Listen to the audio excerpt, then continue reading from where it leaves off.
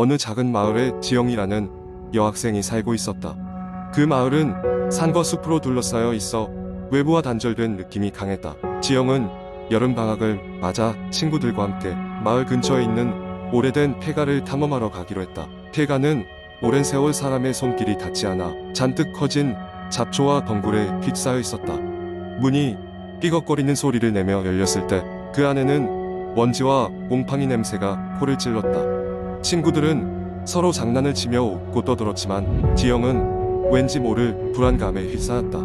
그들이 폐가 안을 둘러보고 있을 때 지영은 문득 2층에서 무언가 부서지는 소리를 들었다. 친구들에게 이야기했지만 아무도 믿지 않았다. 바람 소리겠지 뭐 라고 대수롭지 않게 넘겼지만 지영은 그 소리가 신경 쓰였다. 호기심과 두려움이 뒤섞인 상태로 지영은 용기를 내어 2층으로 올라갔다. 어두운 복도를 따라 걷다가 지영은 한 방이 문틈으로 희미한 빛이 새어 나오는 것을 보았다. 조심스럽게 문을 열자 그 안에는 낡은 방 하나가 있었다.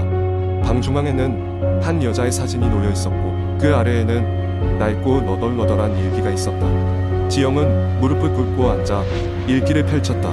첫 장에는 이곳에 홀로 남겨진다. 이 기록이 언젠가 세상 밖에 전해지기를 바란다고 적혀 있었다. 일기장을 읽다 보니 이 방의 주인이었던 여자가 마을 사람들이 점점 사라져가는 기묘한 사건들을 겪고 결국 그녀만 홀로 이 집에 남겨졌다는 것을 알게 되었다. 지영은 순간 등골이 오싹해졌다. 일기장 맨 마지막 페이지에는 의미를 알 수 없는 글씨가 빼곡히 적혀 있었고 그 순간 방 안의 공기가 무거워졌다. 문득 창문 너머로 바람이 세차게 불며 사진이 바닥에 떨어졌다. 사진을 집어들었을 때 지영은 자신의 등 뒤에 누군가 서 있는 것 같은 느낌을 받았다. 급하게 뒤돌아봤지만 그곳엔 아무도 없었다. 공포에 질린 지영은 일기장을 내려놓고 황급히 방을 빠져나왔다. 그 순간 2층의 나무 계단이 삐걱거리며 부서지는 것 같은 소리가 들렸고 지영은 혼자서 계단에서 굴러떨어졌다. 친구들은 지영이 비명소리를 듣고 급히 1층으로 내려와 그녀를 부축했다. 다행히 크게 다치진 않았지만 지영은 정신을 차릴 수가 없었다. 친구들은 서두르게 폐가를 빠져나왔고 마을로 돌아오자 지영은 그 모든 일들을 털어놓았다. 그 후로 지영은 밤마다 꿈속에서 그 폐가의 여자를 마주했다. 그녀는 말을 하지 않았고 그저 깊은 슬픔을 머금은 눈으로 지영을 바라보았다. 그 시선은 늘 지영을 공포로 얼어붙게 만들었다. 시간이 흘러 학교가 개학했지만 지영의 얼굴에서는 웃음기가 사라진 지 오래였다. 한 달 후 지영은 용기를 내어 다시 그 폐가를 찾았다. 이번엔 마을 여러 어른들에게 함께 가자고 부탁했다. 그들은 오래전 있었던 실종 사건에 대해 이야기를 나누며 폐가로 들어갔다. 그곳에서 그들은 지영이 말했던 일기장을 발견했고 그것을 통해 잊혀졌던 마을의 비극적인 역사를 알게 되었다. 이후로 폐가는 마을 사람들이 찾아와 여인의 혼을 달래기 위해 정화의식을 행하는 장소가 되었다. 폐가에서 있었던 일들에 대한 이야기는 오랜 시간 마을 사람들 사이에서 회자되었고 어떤 사람들은 아직도 그 여인의 혼이 가끔씩 나타난다고 속삭이곤 했다. 지영은 그날의 공포를 결코 잊을 수 없었지만 그녀는 이제 그 여인의 슬픔을 이해하게 되었다. 그리고 시간이 흐르면서 그 꿈도 점점 사라져갔다. 두 번째 이야기 몇 년 전 한국의 한 작은 마을에 살고 있던 영수라는 청년이 있었다.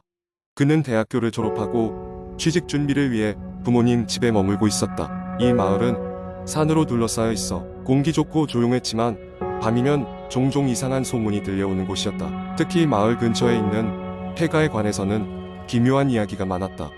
폐가는 몇십 년 전 큰 화재로 전소되었고 이후로 아무도 그곳에 들어가지 않았다.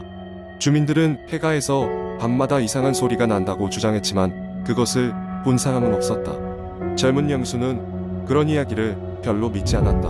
오히려 친구들과 함께 그 폐가를 탐험하는 것을 흥미롭게 여겼다. 어느 날 밤 영수와 그의 친구들은 술자리에서 용기를 내어 폐가를 방문하기로 결심했다. 이들은 각자 손전등을 챙기고 폐가로 향했다. 폐가는 마을에서 조금 떨어진 숲 속 깊숙이 있었다. 밤이 깊어질수록 숲은 점점 더 무섭고 음산하게 변해갔다. 나뭇가지와 부딪히며 내는 소리가 마치 낮고 긴 신음소리처럼 들렸다. 폐가에 도착한 영수와 친구들은 철거된 문을 지나 내부로 들어갔다. 내부는 대부분 타버린 상태였지만 몇몇 벽은 아직 형태를 유지하고 있었다. 벽에는 어린아이의 것처럼 보이는 그림들이 그려져 있었다. 삐뚤빼뚤한 그림들은 이상하리만치 생생하게 남아있었으며 그 중 하나는 누군가 울고 있는 모습을 묘사하고 있었다. 갑자기 한 친구가 모든 소리가 멈췄다고 했다. 정말로 바람 소리와 벌레 소리, 심지어 이들의 발소리조차 멈춘 것 같았다. 그 순간 누군가가 숨죽이며 흐느끼는 소리가 들리기 시작했다. 겁에 질린 친구들은 그 소리가 어디서 오는지 찾기 위해 불안한 마음으로 주변을 둘러보았다. 영수는 용기를 내어 계단을 올라가 보기로 했다. 그의 뒤를 다른 친구들이 따라왔다. 2층은 더욱 처참한 상태였다.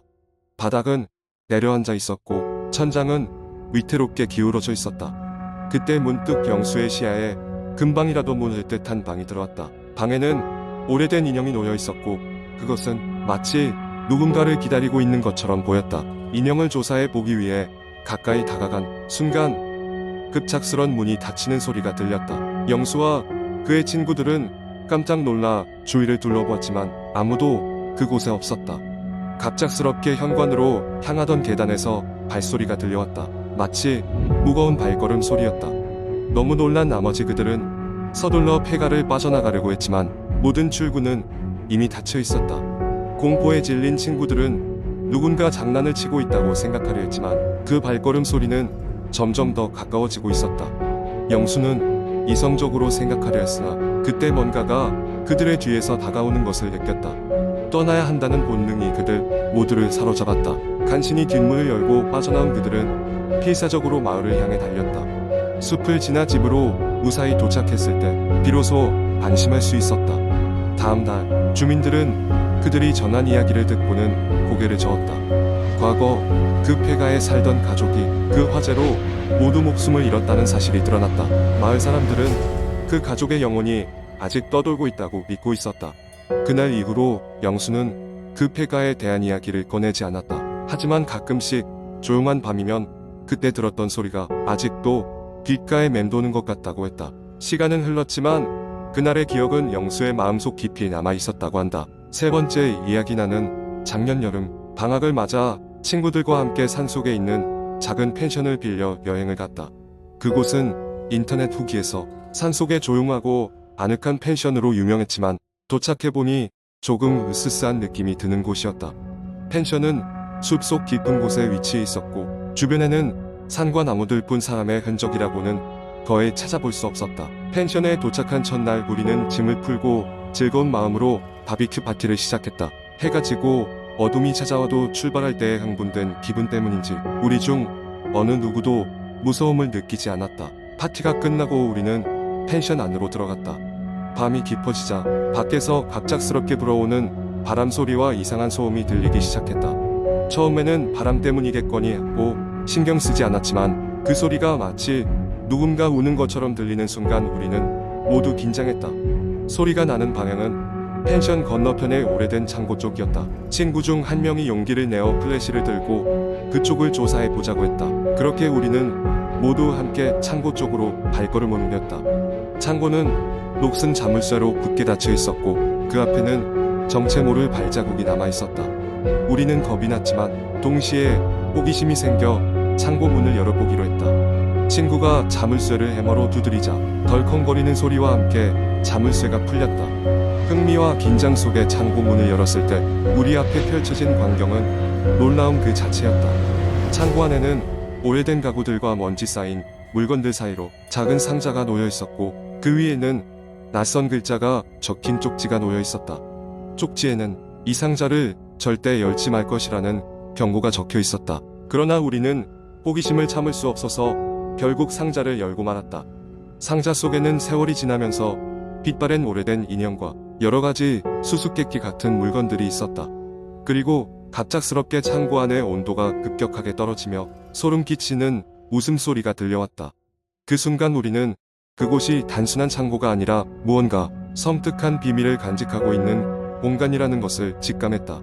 공포에 찔린 우리는 상자를 닫고 급히 펜션으로 돌아와 안에서 문을 걸어 잠갔다. 그 밤 우리 모두는 불안에 떨며 잠을 이룰 수 없었다. 새벽 즈음 문득 밖에서 또다시 누군가 우는 듯한 소리가 들려왔다.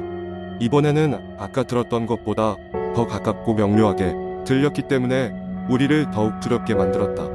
몇 명의 친구들은 결국 두려움을 이기지 못하고 산 아래 마을로 내려가기로 결정했다. 힘겹게 첫 차를 타고 마을에 도착한 우리는 펜션 주인에게 이 모든 상황을 설명했다. 주인은 우리 말을 듣더니 심각한 표정을 지으며 그곳은 오래전부터 묘한 전설이 내려오는 곳이라고 말했다. 전설에 따르면 그 창고에는 옛날에 그 지역을 다스리던 지주가 자신의 아들을 가둬두었고 그 아들이 고독과 슬픔 끝에 목숨을 잃었다고 한다.